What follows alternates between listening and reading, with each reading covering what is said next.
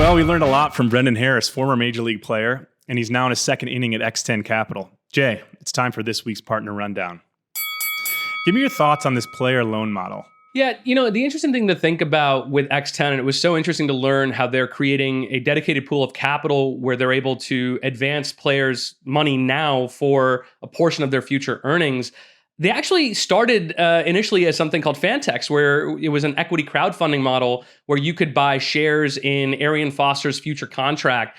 And the problem that I had with the equity crowdfunding model is that it kind of got away from the purpose, which is how do you create liquidity in a salary capped environment where players aren't really able to capture the value of their performance this year, right? You think about somebody like a Patrick Mahomes who won a Super Bowl and now got this blockbuster contract, but he was lighting it up on the field for the last 2-3 years anyway. And I think there's real comps for this when you think about a model that Brendan brought up, which is Clayton Kershaw versus Madison Bumgarner. Madison Bumgarner did his deal early, and he's probably going to make $125 million over his career. Clayton Kershaw waited and then got almost $210 million as his career earnings potential. So you think about that's almost 2x just by waiting a couple of years, and you're able to do that when you can advance a little bit of the capital through something like an X10. Yeah, so I think the easy thing is to say, well, yeah, why not just wait? But the reality is not every player has that luxury. And there's also a huge risk. There's an injury risk. Will I continue to perform at this level? Could there be a global pandemic that I'm not aware of? So I think this is a great option for players just from a pure insurance standpoint. But then you also think about it just as well from a personal interest and lifestyle component. So we have the Aaron Judges of the world who are living in New York City. And I know the rent market in New York, it's pretty expensive. And so on his $350K or whatever rookie contract, that doesn't really go too far. So there's another piece of it too around like, okay, I want to be able to live a certain lifestyle. And then on top of that, if I can get all of that money that I'm projected to earn 5-6 years from now, it becomes investable. So yes, there's a tax that X10 or others that are doing this will charge, but you can also make a lot more money. And I also think that's why the model works for X10 because they can help manage it. Yeah, from investing your money to investing your time, Brendan brought up that getting his MBA at Wharton was one way that he felt he could be taken seriously in a world outside of sports.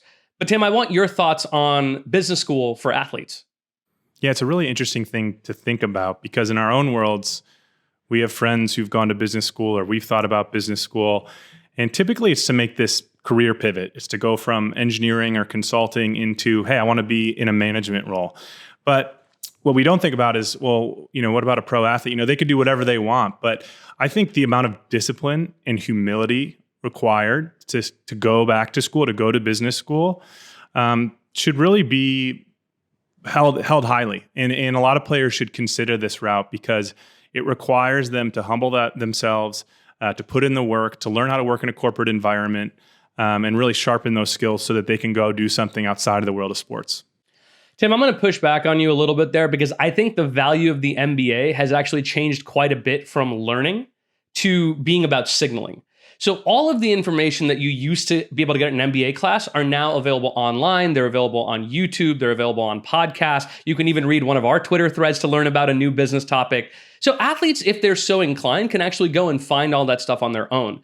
What the MBA, the modern MBA, really gives you is some sort of a credentialing that says, hey, now you're ready to take this next step in management or a different part of your career. But we've already seen that there are athletes that are doing that on their own. Friends of ours that have been on the show, as well as others that are becoming investors and publicly talking about what they're learning as they're investing in these companies. So they can start to create their own signals. Signaling is the most important thing about the MBA today, but I would say if there's athletes that don't want to put $125K up front to go do that, they can start to create their own signals as well. So our conversation earlier around player salary loans has me thinking about this other recent trend that we're seeing with companies like Otis and Rally Rd, where they're actually allowing people to purchase fractional ownership in things like art and vintage cars. Jay, what do you think has made these alternative asset models possible? So the alternative asset model itself is not actually something new. I mean, even going back to, there was an SEC court case in like the 50s where somebody tried to fractionalize his citrus grove and sell shares against it. And the SEC said, look, anytime that you are taking an asset, selling shares on it and promising some future return, well, that's a security, and we regulate that. So what's changed is that since the Jobs Act in 2012, these companies have started working with the SEC to effectively create mini IPOs. So anytime that you see a Rally Road or a Basquiat coming out with a painting or any of these sort of assets, it's effectively a mini IPO that they're creating of a company whose sole ownership is of a Warhol painting. And as that painting appreciates in value, you can own, 1/1000th of that you wouldn't be able to access yourself because you don't have $1 million up front. That's right. I think that's what's really driving this trend is just how inaccessible these things have become from just a pure price point. And granted, there's plenty of people out there that may say millennials and Gen Z shouldn't spend all their money on avocado toast. But look, I'm not going to have enough money to buy a 1964 Aston Martin DB5 for $4.6 million. But I may think that that's going to continue to appreciate. And so what's cool about a platform like Rally Road is it allows me to put in $225 and get to participate in that and get to feel like it's mine. Now, I am curious, do I ever even get to see the car? Do I get maybe a chance to drive it even or sit in it? I don't know. I would have to look into it more. I would imagine maybe there's events or other opportunities to do this. But that also brings up the other end of the spectrum where there's these different clubs that have started to exist. So if you're less interested or focused on the financial upside of these vintage or scarce pieces, you can actually join a classic car club and get the experience to go drive them or actually have them. Speaking of growth people didn't see coming, I was fascinated to learn that Gymshark, which is a brand that most Americans probably haven't heard of, was valued at over $1.3 billion after an investment from General Atlantic. Tim, where did this company come from? Yeah, these are one of those stories that we think is the American dream and that only we're allowed to have. But this was definitely not the traditional venture capital path. This guy was in his garage. He learned how to sew from his grandma. And really, he just felt like there wasn't gym clothes out there that fit him properly. And that's what they've been laser focused on. And that's where they've really experienced so much growth is on fit. 2/3 of their customers are female. So they're definitely tapping into the athleisure trend.